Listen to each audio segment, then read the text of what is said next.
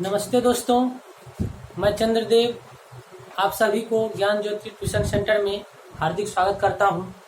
तो दोस्तों, आज मैं लेकर आया हूं कक्षा 10 या 8 का जो किशलय हिंदी बुक है, जिसका प्रथम चैप्टर जो तू जिंदा है, जो शंकर शैलेंद्र के द्वारा रचित है। उस कविता का 2 भाग हो चुका है और यह तीसरा भाग है।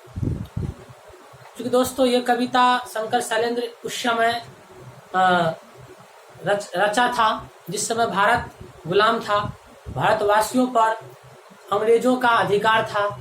अंग्रेज के द्वारा भारतवासियों पर अत्याचार ढाया जा रहा था। भारतवासी घबरा रहे थे, परेशान हो रहे थे, बेचैन थे। तब शंकर शैलेंद्र ने भारतवासियों को हिम्मत बढ़ाने के लिए इस कविता का रचना किया है। तो दोस्तों, हम लोग चलते हैं कविता की तरफ, जो बाकी था। दोस्तों, ये जो आप देख रहे हैं, कवि कह रहा है कि हमारे कारवां को मंजिलों का इंतजार है। कवि कहता है कि हमारे कारवां को मंजिलों का इंतजार है। मतलब कारवां का मतलब होता है दोस्तों जन समूह, लोगों का समूह। तो कह रहा है कि जो हमारा जो कारवां है, मतलब हम जो भारतवासी हैं, उसे मंजिलों का इंतजार है। जो लक्ष्य है आजादी का, उस आजादी का इंतजार है। ये आंधियों, ये बिजलियों के पीठ पर सवार है। दोस्तों, कवि कह रहा है ये मंजिल पाने के लिए जो है ना, बहुत मुसीबतों से सामना करना पड़ेगा। कह रहा है कि ये जो मंजिल है, जिस मंजिल का हम लोग इंतजार में हैं, बैठे हैं, ये आंधियों और बिजलियों के पीठ पे सवार है। मतलब ये मंजिल ऐसे मिलने वाला नहीं है।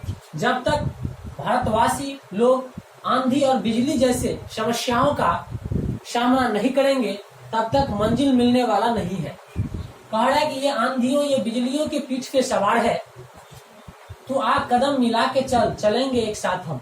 और कवि कह रहा है अगर हम कदम से कदम मिला के चलेंगे तो ये बिजली या आंधी हमें कुछ नहीं बिगाड़ पाएगा। मतलब अगर हम एक साथ होकर जन आंदोलन करेंगे तो सारी मुसीबत या जो भी परेशानियां हैं सब टल जाएगा।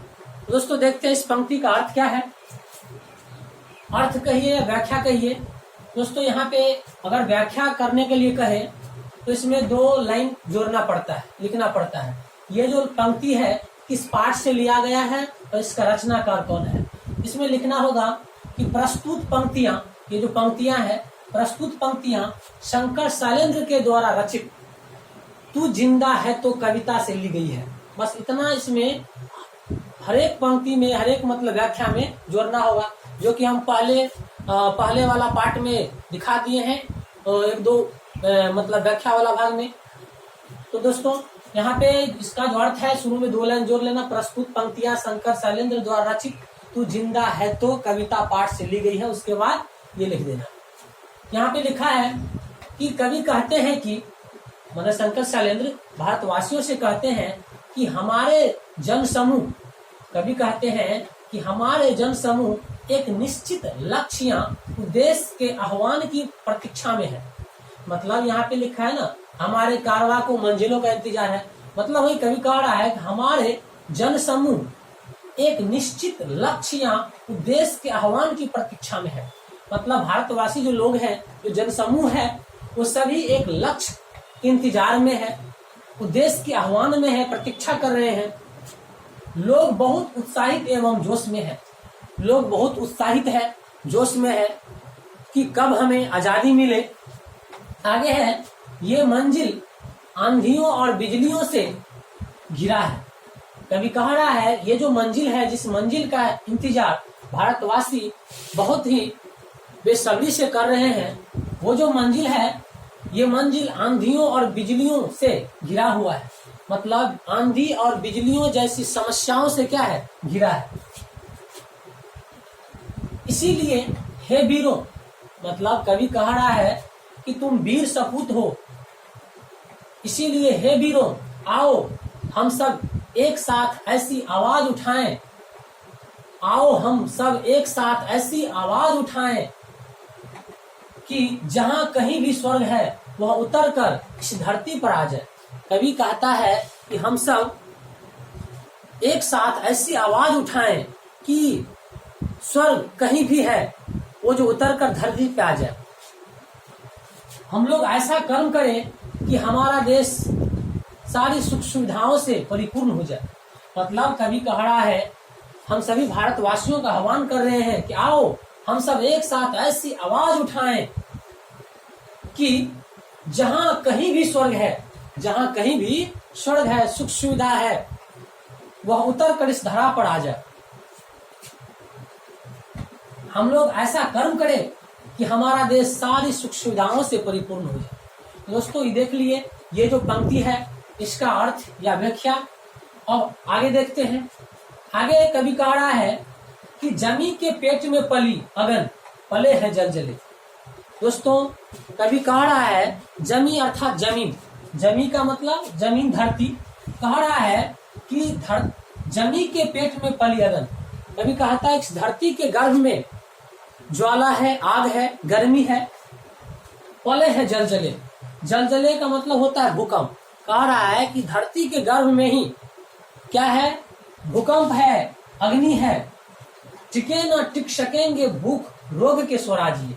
कवि कहता है ये जो स्वराज का जो भूख लगा है भारतवासियों को, ये जो स्वराज का जो भूख लगा है, यह भूख भी क्या होगा, मिटेगा।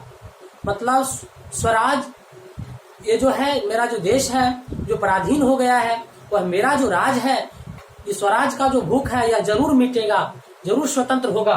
तो कह रहा है कि टिके न टिक सकेंगे भूख रोग के स्वराज्य, मुसीबतों के सर कुचल चलेंगे एक साथ हम। और कह रहा है कि स्वराज प्राप्ति का जो जुनून है और इस जुनून में, इस लक्ष्य के राहों में जितना भी मुसीबत आएंगे उस सब को कुचल के रख देंगे अगर हम एक साथ चलते हैं। तो मुसीबतों के सर कुचल चलेंगे एक साथ हम, अगर कहीं है स्वर्ग तो उतार ला जमीन पर, तू जिंदा है तो जिंदगी के जीत में यकीन कर। दोस्तों, देखते हैं इसका अर्थ क्या है। कवि कहता है, ये दो लाइन इसमें भी लिख लेना है। प्रस्तुत पंक्तियां शंकर शैलेंद्र के द्वारा रचित तू जिंदा है तो कविता से ली गई है। इस पंक्ति के माध्यम से या इस पंक्तियां के माध्यम से कवि कहते हैं कि इतना तक लिख लेना। यहाँ पे कह रहा है, कवि कहता है कि जिस प्रकार धरती के गर्भ में आग तथा भूकंप छिपा होता है, कवि कहता है, यहाँ लिखा है ना, जमी के पेट में पली अगन, पले है जल जले। मतलब धरती के अंदर में ही क्या है, आग है, ज्वाला है और भूकंप। धरती जब धरती के अंदर से कंपन होता है तो भूकंप होता है। तो कवि कहता है कि धरती के गर्भ में आग तथा भूकंप छिपा होता है, उसी प्रकार हमारे दिल में स्वराज प्राप्ति की भूख धधक रही है।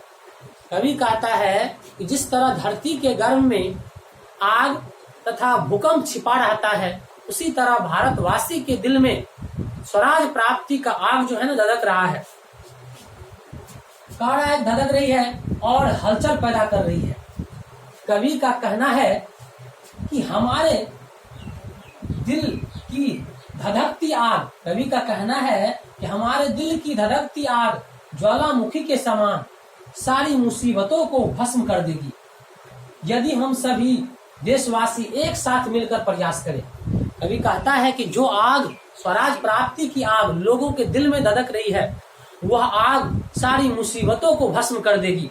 अगर हम सब एक साथ मिलकर आवाज उठाएंगे तो सभी अत्याचार, सभी अत्याचारी खत्म हो जाएंगे, वह भारत छोड़कर भाग जाएंगे, हम लोग आजाद हो जाएंगे। आगे कह रहा है कवि, बुरी है आग पेट की, बुरे है दिल के दाग ये। कवि कहता है कि पेट का जो आग होता है, जो भूख होता है, बहुत बुरा होता है। कवि कहता है बुरी है आग पेट की, पेट की जो आग है ये बहुत बुरा है, बुरे है दिल के दाग ये। लेकिन उससे भी बुरा क्या है, दिल का दाग है। दिल का दाग अर्थात झूठ, फूस, लोभ, मोह, ये जो धोखा, छल कपट, ये जो है चरित्रहीनता, ये सब क्या है, दिल की दाग है। कवि कहता है कि बुरी है आग पेट की, बुरे है दिल के दाग ये।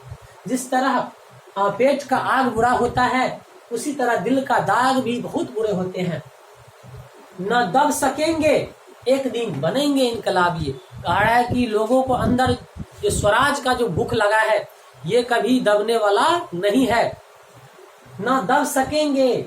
एक दिन बनेंगे इनकलाब ये, और यह क्रांति एक दिन आजादी लाएगा।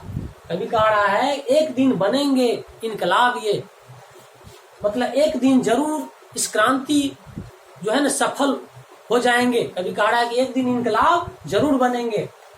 आगे है गिरेंगे जुल्म के महल, बनेंगे फिर नवीन घर।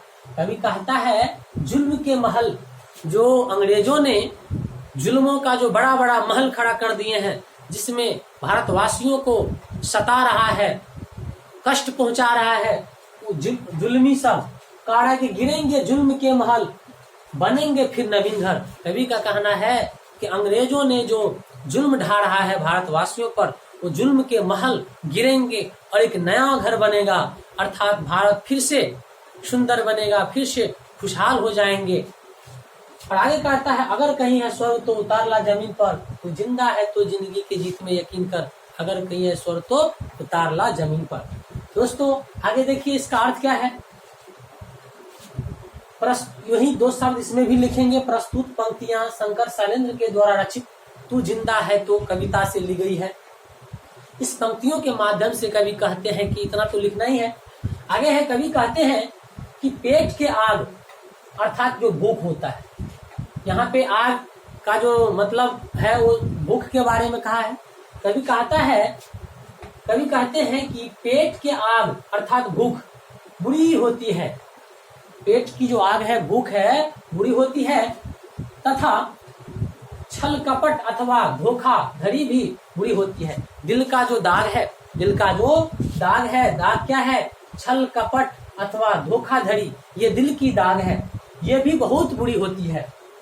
जब ये ज्वाला का रूप धारण करती है, जब ये जो पेट का जो आग है, भूख है, जब ये ज्वाला का रूप धारण करती है तो अत्याचारियों का महल ध्वस्त हो जाते हैं। तब अत्याचारी का जो महल, जो अत्याचार जो फैला रखे हैं, वो क्या होते हैं? नष्ट हो जाते, ध्वस्त हो जाते हैं। कवि का कहना है कि एक साथ होकर ऐसा आवाज उठाओ कि जुल्म के महल गिर जाएंगे और मेरा भारत फिर से आजाद हो जाएगा। तो दोस्तों इस कविता के माध्यम से जो कवि हम भारतवासियों को हिम्मत और उत्साह जो बढ़ाए हैं, जो हम आप सभी को व्याख्या करके समझाए हैं, तो मुझे उम्मीद है आप सभी को बहुत अच्छा लगा होगा। अगर अच्छा लगा होगा तो इस वीडियो का अपने दोस्तों के साथ शेयर कर देना, इसे सब्सक्राइब भी कर देना, लाइक भी कर देना। तो इतना ही मैं आपसे विदा चाहता हूँ। धन्यवाद। जय हिंद।